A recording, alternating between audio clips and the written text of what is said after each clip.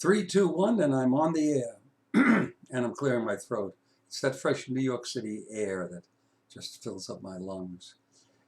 I got up this morning. I said, what's going to happen that's going to aggravate me?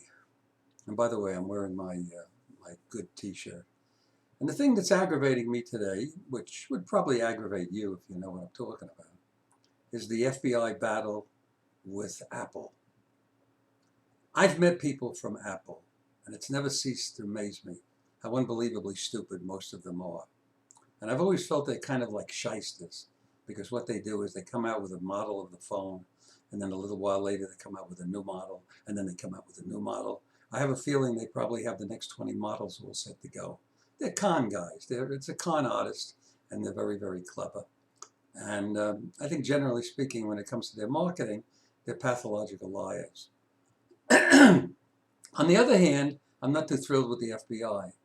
They're the guys who never seem to know what's going to happen.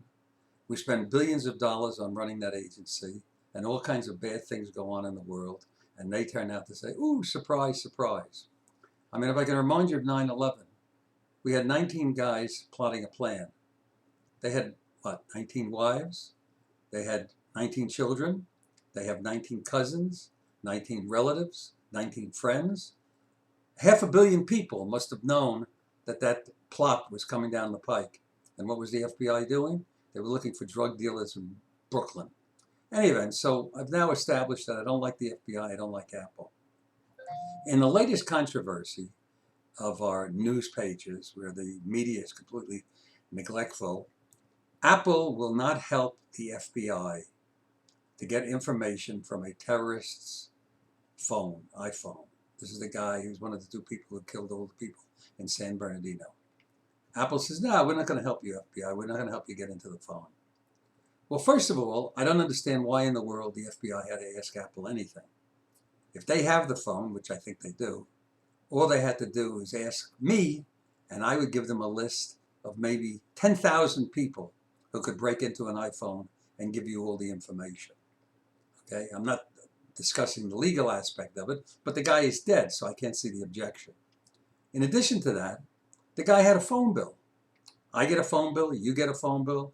It lists who we call, how long we spoke, and it's very easy to find out who the person is. The New York City Police Department, when they're in the mood, does that all the time. If a bad guy steals a phone, the first thing they do, because he'll start using it right away, is to see who he called and what he did with it. So, what do we have? We got Apple on one side, which is full of baloney, being very anti-American and saying they're not going to do something. But on the other hand, they're being asked to do something by the FBI that they don't have to be asked to do. Does that sound confusing? Yeah, maybe it is confusing. So what do I have to say? A pox on both their houses. I'm not a fan of the FBI. I'm not a fan of Apple. But I want you to have a good day, because everything isn't as bad in life as I've just said.